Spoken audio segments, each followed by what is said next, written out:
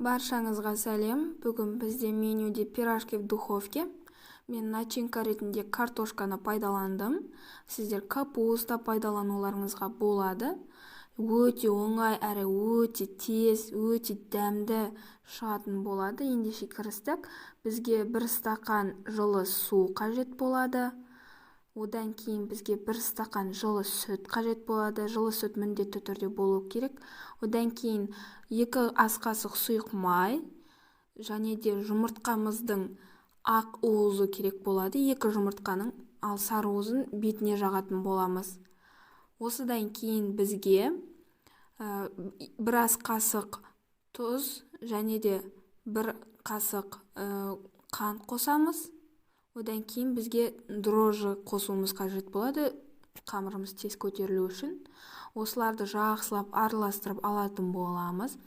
Жақсылап араластырып алғаннан кейін бізге ұн қажет болатын болады.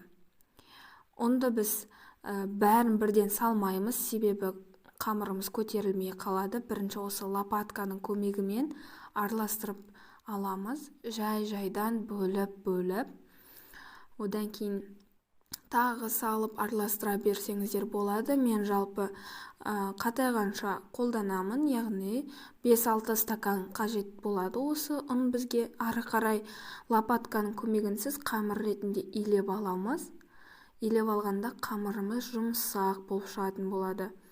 Жұмсақ қылып илеп алған соң біз оның бетін жауып алып қоямыз. Енді начинкасына 5 картошка ашып, осылай турап алдым. Тез пісу үшін суға қайнатып алдым. Суға қайнатып алғаннан кейін біз начинкасына тек қана картошка емес, жуаны да ашып турап алдым, кішкентай қылып. Оларды да қуырып алдым. Қуырып алғанда бізге қуырылған жуа бізге картошкаға дәм беретін болады. Сол үшін жуа қолданамыз. Басқа адамдар тек қана картошканы да қолданады, жуа қолдансақ тәттірек болады. Одан кейін картошкамыз піскен соң езетін боламыз. Егер сіздерде картоп езетін болмаса, вилкамен езсеңіздер болады, немесе миксермен араластырып алсаңыздар болады. Картоп езетімен езіп, барлығын қалдырып болғаннан кейін қуырған жуамыздың үстіне қара бұрышымызды, қаласаңыздар қара бұрыш, қаласаңыздар қызыл бұрыш салыңыздар. Одан кейін дәміне қарай татымындап тұз саламыз. Содан кейін араластыратын боламыз. Араластырып, біз қара бұрыш, егерде қызыл бұрыш салсаңыздар, жақсылап араластырып алыңыздар. Себебі қара бұрыш пен қызыл бұрыштар бір-бірімен жабыспай бір жерде жиналып қалуы мүмкін, ал бізге барлық жеріне баруы қажет. Сол үшін жақсылап араластырып аламыз. Араластырып алғаннан кейін шетке қойып қоямыз.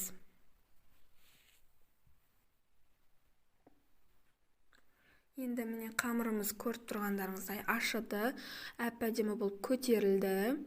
Осы көтерілген қамырларымызды алып, дөңгелектеп бөліп аламыз кішкентай бөліктерге. Менде 20 штук шықты. Сосын осы бөліп алғаннан кейін бетін жауып 10-15 минутқа қоямыз. Көтеріліп, әдемі болып шығады, көрдіңіздер ғой. Осылай көтеріліп болғаннан кейін осы қолмен жаямыз осылай. Қолмен жайып, сіздерге бүгу үрдісін көрсетіп жатырмын. Қарап алыңыздар. Осындай қылып қолмен жайып алғаннан кейін начинкасын 1 ас қасық салып аламыз. 1 ас қасық салып, барлық жерлеріне жеткізіп қоямыз. Одан кейін бүгеміз. Бүккен кезде қыздар барлық жерлері жабылатын болсын, ашылып қалмасын. Ашыған қамыр болғаннан кейін ашылып кетуі мүмкін. Сондықтан барлығын жақсылап қаттырақ басып орап аламыз.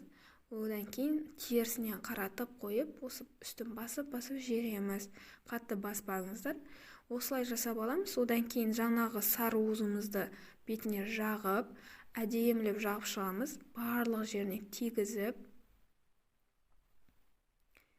барлық пирожкилерімізді жағып, дайындап аламыз. Осы кезде духовкамызды 180 градусқа қыздырып қоямыз. 180 градуста 30-35 минутқа қойып аламыз. Мен әдемірек болу үшін осы беттерін 2-3 рет кесіп шықтым. Әдемі болу үшін сіздер кеспесеңіздер де болады. Міне қыздар, дайын болды. Өте дәмді шықты, өте пышный болып шықты. Әрі тәп-тәтті, әрі жұп-жұмсақ, әрі ыстық болады қыздар.